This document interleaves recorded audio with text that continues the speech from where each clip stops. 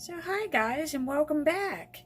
I just want to start off with saying that I did not forget about you and that the month of June was extremely crazy with a change in my work schedule.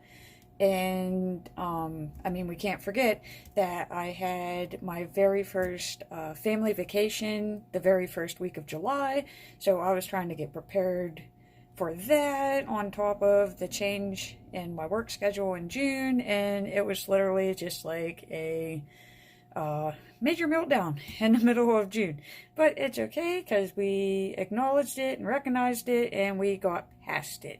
So, with that said, we're going to go ahead and start off with my overview for the month of June so I could show you what happened here.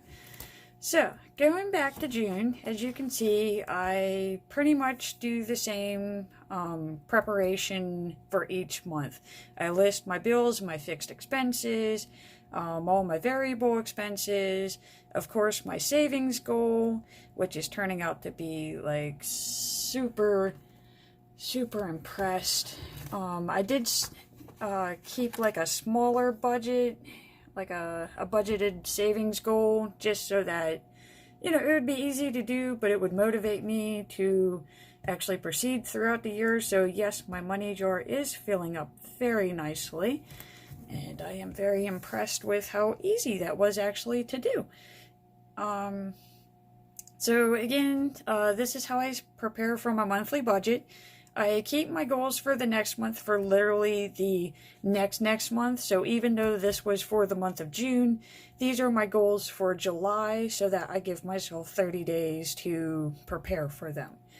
So, this is how I set up my monthly layouts. I basically just take what I put on this page and I give it a visual view so that I can see if I have not so busy weeks, which of course is one day, but then there's other weeks where I have a lot due. So this basically lets me figure out what's going to happen in the month, and then I take what's on this and I separate it into my weekly layouts. So I really started the month of June off with like high hopes and a fitness goal or, you know, program, and it was a really good plan and it was doable. It's just with the change in my schedules, it just didn't, it did not work out with the change in the schedule, because as you can see, I went from doing 5 8-hour shifts to 4 10-hour shifts, which in one way you want to say, you know, well, that gives you 3 extra days to work with, but it really crams these days and you start getting behind and frustrated. And as you could even see on the very first week that this happened, there was just a complete stress meltdown the very first week. So at least I now can like recognize that it's not the actual season of summer that's stressful for me, it's the occupational shift change, alteration, however you want to word it. It's a bombardment on your daily to-dos. So I started losing track of how much I was spending. I wasn't able to plan for my meals as well as I was throughout the rest of the year. So I started eating out more. Again, with the stress, I did resume smoking literally the first week. So again, it's just one small change in your life can trickle down and affect other areas. So if there's anything that the Happy Planner has helped me do other than pay off, I believe, for the month of July, which I just got done, I believe it's 7 credit cards so far this year, so that's a little more than one a month. So thank you for that. But the other second thing that I love about planning and keeping track of things is that I'm able to see how my daily to-dos affect my emotional well-being. So I did end up changing my fitness goal, which I did have a fitness challenge. I realized this is not the best time to do that. I'm going to resume that in the fall, and that I really need to start tracking my moods, emotions, just anything that's going to affect my spending. So healthy mind, healthy budget is what I'm learning throughout this process. So, I mean, this week, as cute as it is, this was a very hot week. So I moved into a more calmer approach. So you're going to start seeing a lot of lemons because things were really sucking bad that time. So, but I love this one quote, and it definitely put into perspective this time of the month here for me, is that basically when life gives you lemons, make limoncello, which if you have not tried it, I highly recommend it. It is a fantastic summer drink. So again, I'm not really excited with me resuming my smoking because I was doing really great. I believe I was on like 3 or 4 months where I was smoke free, and I was saving a lot of money by not doing so. It's just, again, right now, this is not the best time to even try to attempt that, because it's more than likely going to result in a failed attempt, which is just demotivating and could trickle into any of this. So I kind of tried to start gaining control of my expenses, so I did eat out a little bit less, but I still have it, so I'm still trying to rein it in on this week. And as you can see, I'm now trying to prep for my vacation. I also ended up with a complete motor meltdown for my vehicle, so I had that on top. So I had to replace all my plugs and coils the week right before our vacation in a occupational shift change. And yes, so things do happen, and apparently when they happen all at once. And as you can see, I start off by keeping a check ledger, and then I slowly add that into my expense tracker. And for the month of June, I literally could not, because this is how much more spending, which I normally have about 25 to 30 expenses for the total month, and I'm just gonna do a rough estimate here because I believe there's 30 on each of these. I'm gonna say I'm close to 80. So there's got to be at least 80 transactions here for the entire month, which is ridiculous. And it should not happen, but that's what happens whenever we let the emotions take over our spending. So what did end up being good for the month of June was that my projected income was extremely surpassed by what I actually brought in.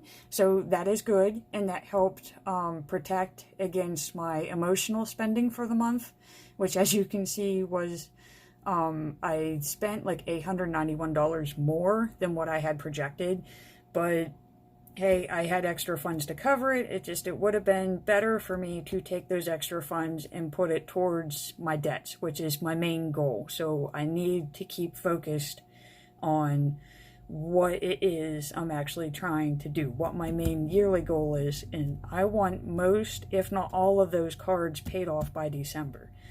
Now, moving into July, I want to focus again. I need to reduce my spending on wants and focus on my needs. Again, that's number 2. I have my upcoming vacation, so every dollar saved is a dollar towards our next vacation, so that did motivate me. Again, although I only had like 3 days to start off with July, but that helped me reduce my eating out. So every time I was kind of convinced that, oh, just go to Dairy Queen or McDonald's or Wendy's, you don't got time. It's like, no, grab the dollar TV dinner, eat that thing, and save your money. We got a vacation. My other second was to pay down my debts. So the less I owe, the less I pay per month, and the more I can put towards fun. So these are my 2 motivators here, is 1, the vacation, and 2, I'm enjoying the fact that I'm able to actually go and do fun recreational things, where before it just really was not in the spending budget. It was all about debts and bills and all the fun, well, not the fun things, but all the quote fun things that we have to do as adults. So less adulting, please. Now moving on to the month of July again. I just prepare my budget the same, and I just alter them a little bit, pertaining to each month. So I'm on my front yard PIP now, since I've already paid off my, well, no, I still have, for this month, I still had a Victoria's Secret PIP. So, if I realize I have extra or additional funds for that month, I'll add in the next PIP payment just to keep paying those off. I don't want them to accumulate. Again, I save this for the, next month. So this is my goals for August. So I do have my VS PIP being paid off next month. School resumes on the 22nd, so for any parent, that means back to school shopping. So I have 30 days to prepare myself for that. And the good news is that I return back to my 8-hour shifts. So the emotional warfare should be coming to an end. So, I did my monthly layout the same as you saw. It's just I used different stickers, so it looks a lot different, but it is basically the same process. I just took what was on my budget and I put it on a monthly view, and as you can see, the very first week of July is a wow. And of course I have my vacation, so I really need to, get all this taken care of before I even go out. I focused on my pips again on my bar just because I want to keep that as my main focus. And again, I keep track of my account balances to see if they're going up, down, if I'm taking from one too much. And of course, you cannot forget your savings goal. So that brings me to the very first week, which as you can see was extremely busy, but this was a fantastic week. There was no emotional craziness or chaos. It actually turned out to be very well, and all my bills were paid off and prepared before we even went on vacation, so I didn't have to stress about that. Since I was planning ahead of time, towards the end of May and June, all of my hotel stuff was pretty much planned, paid for. So once we did get out there, it was completely stress-free, and we got to just basically go around and enjoy ourselves, and it was just fantastic. And I'm not quite sure if you could see, but our destination was Gettysburg for the 4th of July. And if you're, looking for something different next year, or maybe your family, has a history buff in it, I highly recommend this destination for that weekend, just because the town is phenomenal. Everything that we went to there was great. It is a great destination for budgeters because, as you can see, basically everything that me and him did, so this is the price for two, is that we've never really spent over $50 for each location, and there is a ton of things to do there for $50 or less. So again, this is a great family vacation idea. They have live reenactments, you're touring battlefields, museums, films, just, you name it, you could do it there, and the food is just out of this world. So, just any 4th of July vacation plans for next year, I highly recommend going to Gettysburg.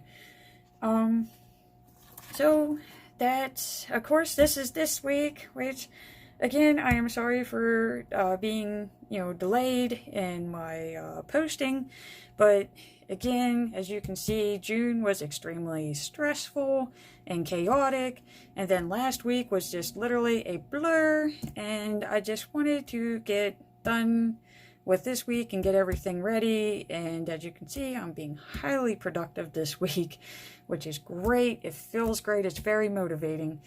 And yeah, I just wanted to make sure I was in a very good, happy place before I summarize these for you. And I mean, it's June, or well, July is extremely bright and sunny, and I'm assuming here for the very last 2 weeks, I believe we have, the last 2 weeks are going to go well. So I will hopefully be seeing you here for the July review and a preparation for the month of August. And hopefully I will have good news, and we'll be paying off one more credit card and starting up our next one. So feel free to leave any messages or comments down below if you're having similar success, if you're having similar issues as what I'm showing or demonstrating in my videos.